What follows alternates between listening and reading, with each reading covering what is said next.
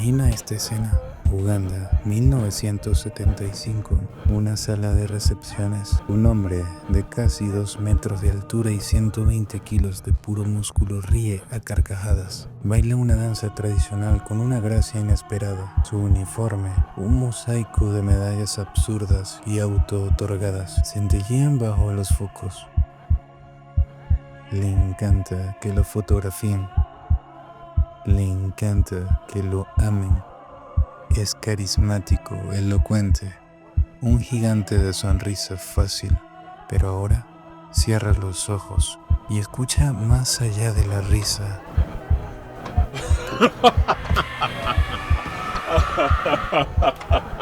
Presta atención a lo que hay debajo del uniforme. Huele el aire, lo percibes. Es el olor dulzón y metálico de la sangre seca. Es el aroma de la muerte.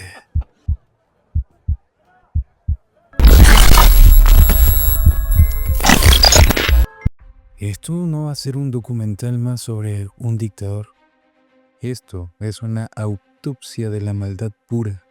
Una inmersión en la mente de un psicópata con el poder absoluto de una nación en sus manos. Bienvenidos a la verdadera historia de Idi Amin Dada, el carnicero de Uganda.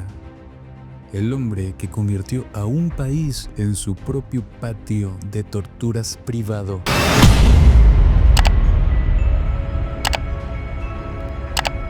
Para entender el horror debemos regresar al origen, no a la pobreza, que es una excusa débil, sino a la forja de un carácter en los campos de entrenamiento del colonialismo más brutal. Idi Amin nació, se cree, alrededor de 1925, en Koboko, una región del noroeste de Uganda. Su etnia, los Cauca, eran una minoría vista con desdén. Su padre, un hechicero, los abandonó. El joven Amin era un niño con educación mínima, pero con un don físico abrumador, casi 2 metros de altura, una constitución de toro. Los reclutadores británicos no vieron a un futuro líder, vieron la materia prima perfecta para un askari, un soldado nativo. No se unió a las King's African Rifles por ideales. Lo hizo por hambre y por la promesa de un poder crudo. Y ahí, en la maquinaria de guerra británica, encontró su vocación. Los oficiales blancos apreciaban su ferocidad, su obediencia ciega y su total falta de escrúpulos. Amin aprendió la lección más importante: la violencia es el lenguaje universal del poder. Corporal Amin is an excellent soldier. Brutal, efficient, and with the irritating habit of questioning order to play the more educated native. He's an instrument, a hammer. Y como un buen martillo solo veía clavos, en la década de 1950, durante la rebelión de Mau Mau en Kenia, Amin no sofocó una revuelta. Se entregó a una carnicería sistemática. Aquí no hubo batallas campales, hubo cacerías humanas.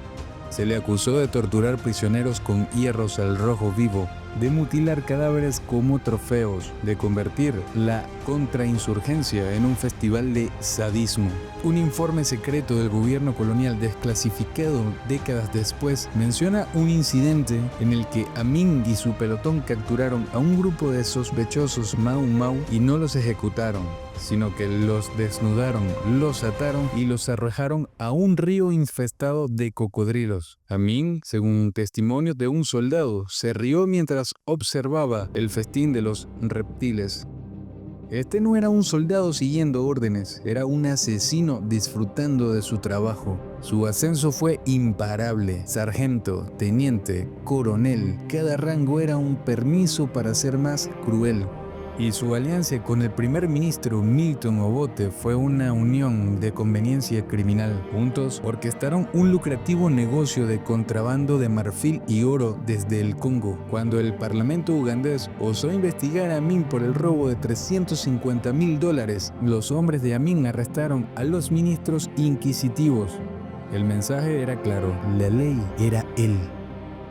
El 25 de enero de 1971, mientras Obote estaba en el extranjero, Amin ejecutó su movimiento. No fue un golpe complejo, fue un asalto directo y sangriento a los cuarteles leales a Obote, tanques en las calles, comunicaciones cortadas y el sonido de los fusiles automáticos silenciando cualquier disenso. Y entonces llegó el momento de la gran farsa. Amin, el carnicero, se vistió con la piel de cordero del libertador. Salió a las calles, bailó con la gente, prometió el paraíso, fin de la policía secreta, elecciones, prosperidad. El pueblo, hastiado de Obote, lo aclamó. Fue el romance más corto y letal de la historia de África. Pero detrás de la sonrisa, la maquinaria de la muerte ya estaba en movimiento. Mientras estrechaba manos, su escuadrón de la muerte, la unidad de investigación pública, una versión africana de la Gestapo, comenzaba a compilar listas de nombres, rango y soldados de etnia Lango y Ancholi, leales a Obote, intelectuales, periodistas, estudiantes, cualquiera que pudiera pensar por sí mismo. La primera purga fue interna.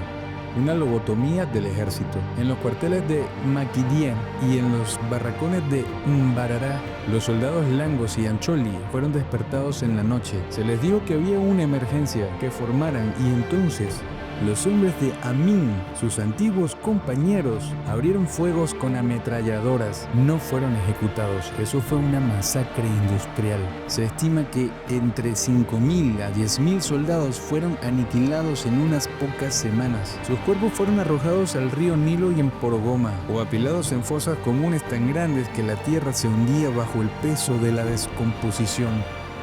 El Nilo, el río padre de África, se convirtió en una cloaca de cadáveres hinchados. Los pescadores encontraban restos humanos en sus redes. El olor de la muerte se volvió tan omnipresente en Kampala que la gente se acostumbró a él. Era el nuevo perfume del régimen. Con el poder consolidado, el verdadero Idi Amin emergió. Ya no necesitaba la máscara y su reino se convirtió en un grotesco zoológico humano, donde él era el dueño, el domador y el depredador supremo. La expulsión de los asiáticos en 1972, en un arranque de guerra económica xenófoba, ordenó la expulsión de 50.000 ugandeses de origen asiático. Fueron despojados de todo, sus negocios, sus casas, sus vidas. Pero esto no fue solo racismo, fue un suicidio económico. También regaló estas empresas a sus secuaces analfabetos, que en meses convirtieron fábricas prósperas en chatarra. La economía se colapsó. Pero a Amin no le importaba. El poder era sobre la riqueza, era sobre el control. Comenzó a acumular títulos absurdos, no como una broma, sino como en su demencia creía que eran reales. Su excelencia, el presidente vitalicio, mariscal de campo, Al-Hadji Dr. Idi Amin, señor de todas las bestias de la tierra y peces del mar, y conquistador del imperio británico en África en general y Uganda en particular. Se obsesionó con Escocia después de ver una película, se compró una kilt y se autoproclamó el último rey de Escocia. Le enviaba telegramas a la reina Isabel II que empezaban con una condescendiente "querida Liz", y a menudo le ofrecía de forma sarcástica enviarle comida desde Uganda para paliar la hambruna en Inglaterra. Esta no era una excentricidad simpática, era la manifestación de un delirio de grandeza que escondía una profunda inseguridad y un odio visceral heredado de sus días como subalterno colonial. Pero todo esto era solo el decorado. El espectáculo principal ocurría en lugares como el sótano del Palacio de Kampala y la célebre prisión de Makindye. Aquí, el carnicero de Uganda se convertía en un artista del dolor. Testimonio. No te mataban rápido. Ese no era el punto era escuchar tus gritos. Te ataban a una silla metálica, llamaban a la silla de la verdad, y le pasaban corriente hasta que tus músculos se desgarraban. Usaban tenazas para arrancar uñas, dientes. A los hombres los castraban con alicates oxidados. A las mujeres le introducían botellas rotas. Amin visitaba a menudo. A veces, si las víctimas eran un enemigo especial, él mismo agarraba el machete. Se dice que tenía un refrigerador en su casa donde guardaba cabezas cortadas, sus trofeos favoritos. Henry Kimba, su exministro de Salud, que huyó del país, testificó sobre uno de los actos más infames de Amin. Tras una discusión, la tercera esposa de Amin, Kai desapareció. Días después, su cuerpo fue entregado a un hospital en pedazos. Le habían cortado la cabeza, los brazos y las piernas. El torso había sido abierto y vaciado. La hipótesis era que Amin la había acusado de adulterio y la había asesinado personalmente, desmembrándola, en un acto de ira ritual. Este no era un crimen de Estado, era la furia doméstica de un siglo. Y luego está la acusación más grotesca, la que atraviesa la última frontera de la humanidad. En múltiples ocasiones, ante sus allegados, Amin bromeó sobre haber probado carne humana, incluso la comparó. Es muy salada, incluso más salada que la carne de leopardo. Era cierto, era otra de sus bravuconadas para aterrorizar. Los testimonios de desertores de su círculo íntimo sugieren que, en al menos una ocasión, tras asesinar a un rival, ordenó que partes del cuerpo fueran cocinadas y servidas en un banquete para sus oficiales, sin que ellos lo supieran.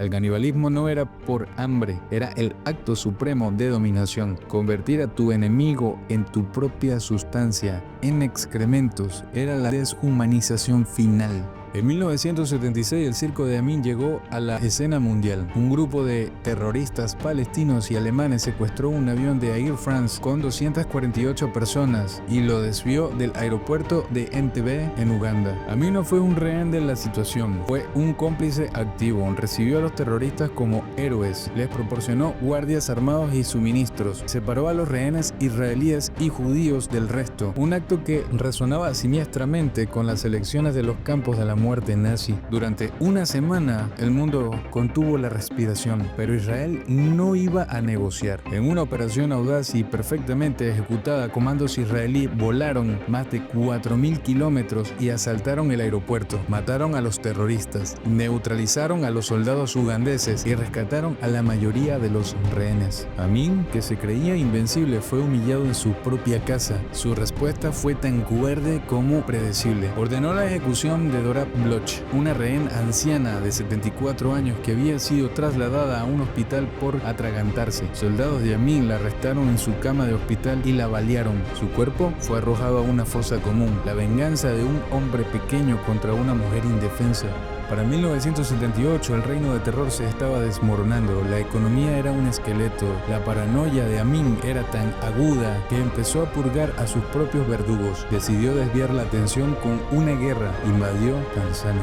Fue un error catastrófico. El ejército tanzaniano, junto con exiliados ugandeses que formaban el Ejército de Liberación Nacional de Uganda, no solo repelió la invasión, sino que la contraatacó.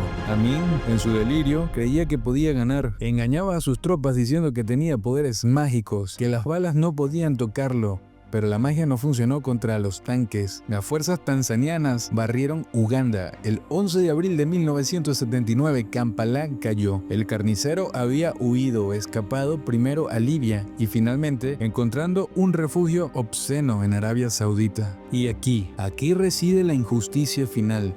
Idi Amin no fue juzgado, no fue ahorcado. Pasó sus últimos 24 años en una lujosa villa en Jeddah, financiado por sus amigos árabes. Jugaba al ajedrez, veía la televisión, criaba a sus más de 40 hijos.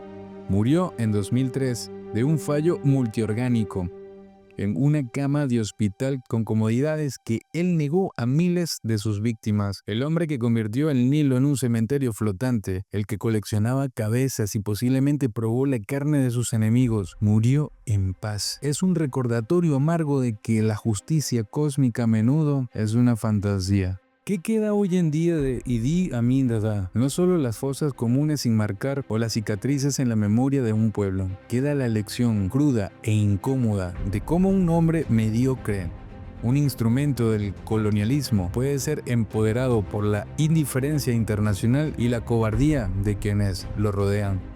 Su crueldad no surgió de la sífilis, como algunos sugieren. La sífilis no crea un monstruo, libera lo que ya lleva dentro. Amin era un sádico con un uniforme y una licencia para matar otorgada por un sistema que primero lo usó y luego lo ignoró. Fue el payaso sonriente y el verdugo con el machete, el libertador bailarín y el carcelero que supervisaba torturas, el señor de todas las bestias que se comportó como la peor de ellas. Su historia es un espejo que nos muestra el abismo que puede abrirse cuando el poder absoluto se une a la maldad absoluta y nos obliga a preguntarnos: ¿cuántos Idi Amin están esperando hoy en las sombras de algún cuartel olvidado a que el mundo les dé su oportunidad? La historia de Idi Amin no es solo ugandesa, es humana, y un pueblo que olvida su historia está condenado a que un nuevo carnicero con una nueva sonrisa vuelva a repetirla. Si crees que estas historias deben contarse, entonces tu misión es simple: dale like a este video, compártelo hasta que duela y suscríbete para no perderte nuestras próximas inmersiones en los rincones más oscuros de la historia. La verdad no siempre es confortable, pero ignorarla es un lujo que ya no podemos permitirnos. Un pueblo que conoce su historia está armado contra quienes quieran repetirla.